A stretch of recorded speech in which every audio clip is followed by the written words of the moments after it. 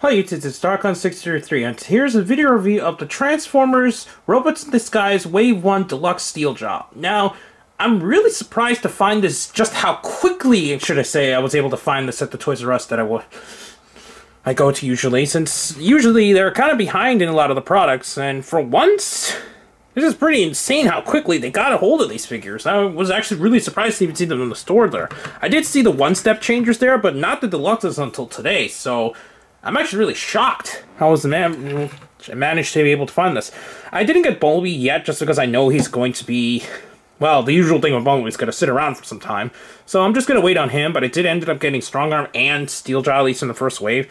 As for Grimlock, I'm not going to really be getting him, just because I want to get the bigger figure, since he is a lot bigger scale and a little better scale with these figures.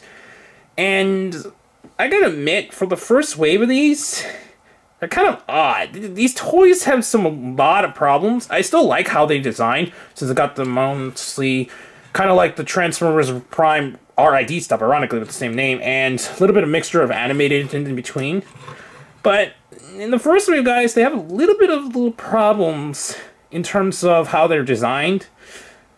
But I decided to get Steeljaw at first, since he is the, well, pretty much the first brand new character mold we got, since the other ones are based on other characters like Strong Arm. It's been used before. I mean, Steeljaw's used before, but oh well. Anyways, we're gonna take him out the side and look at the box. Now, the box has a really nice design overall. It's got this very nice white and bright box overall. It's kind of like the Prime and sometimes even the Japanese kind of boxes where, for Generations and so on, a lot of the designs mostly towards like a reddish or darker colors.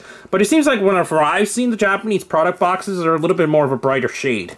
But anyways, we'll take a quick look at the back here. And the interesting part is that instead of giving you a little sheet of paper that usually has instructions, they decided to put it on the back, just like from the Transformers Beast War figures. Some of the older ones in the basics line, someone had it printed on the back of the package. So if you happen to not remember this, now you pretty much just need to remove the bubble from the card to keep this for reference if you kind of forget how to transform it. But overall, it's still a pretty sweet design.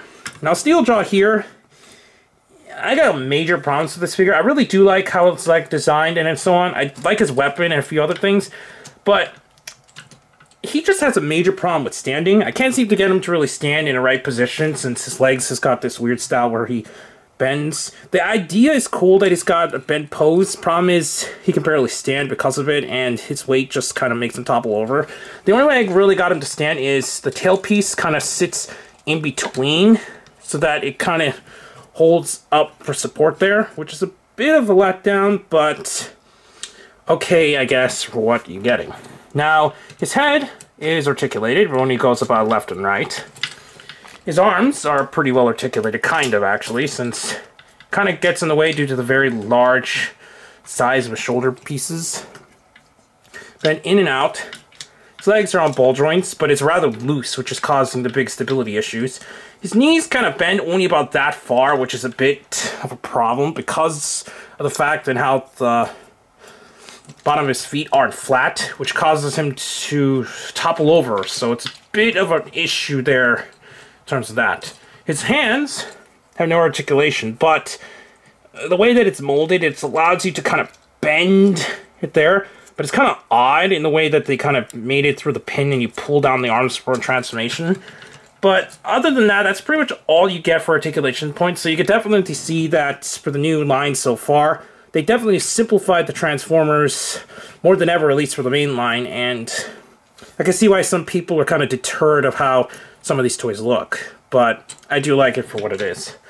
His weapon, obviously, I'm going to remove, because now we're going to go on to the transformation. But for that, it's also got this really nice Decepticon symbol there. Supposedly you're able to scan it in some kind of app to activate it. I'm pretty sure the app isn't available on devices yet. I haven't checked it, but supposedly it's supposed to unlock some kind of content, but I'm not too quite sure what that's going to do just yet.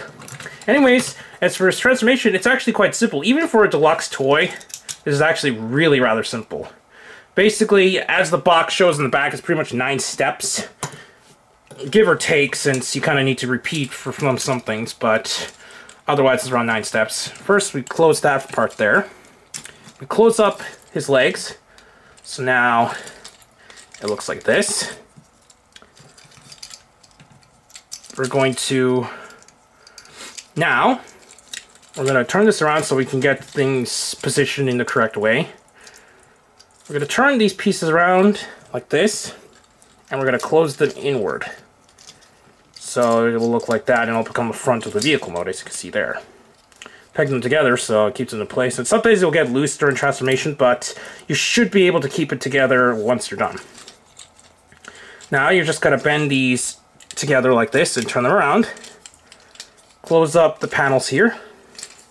Push in the entire arm component on both sides, which is rather tight and kind of hard to pull out at the same time. And then you're just going to close them up by making sure that this goes inside while this goes on top. So it looks like that. And it'll just peg into place. Same thing with the back piece there. Do the same for the other side. Just pull this underneath. Peg this up. Like that. And what you do with the tail, which I actually forgot to mention that he does have tail articulation, so you can bend in and out, turns around and there. So it's on ball joints, which is the reason why it also causes stability issues, since his tail's really loose. You're just going to plug it in like this, turn this piece around, and just kind of fold it in. Actually, sometimes I forget, you just kind of keep it in place like that. And there you have Steeljaw in his vehicle mode.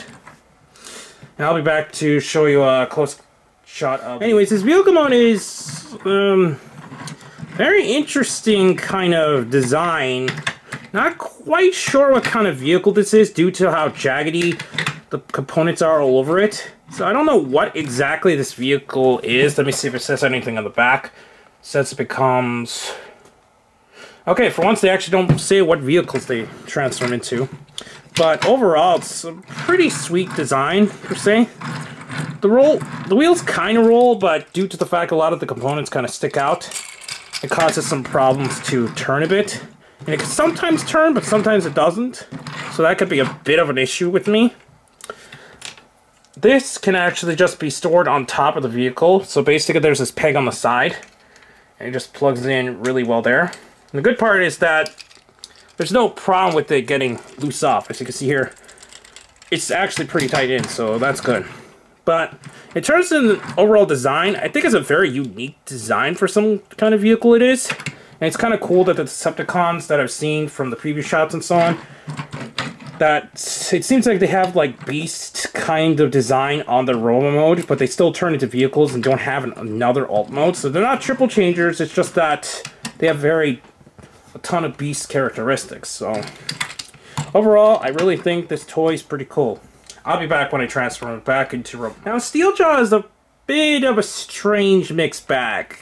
Due to the stability issues, as a toy, it's kind of a pain to play around since there isn't many poses you could do with it, just because the articulation points are quite low for the deluxe scale.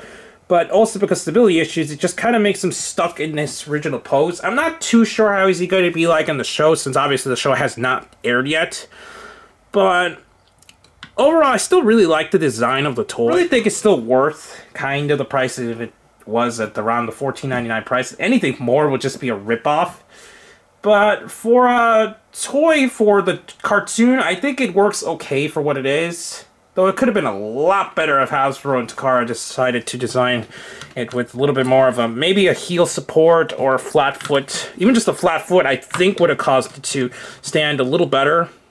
But I can see why, since it does, the front portion in the vehicle mode is a little bit more molded. But in terms of robot, it's kind of a 50-50. Anyways, please check out the site Hirotaku. Also, check out the following podcasts of Rajio, WRW, Hero Talk, and Hero News. And please comment and subscribe, and I'll see you to YouTube. Bye.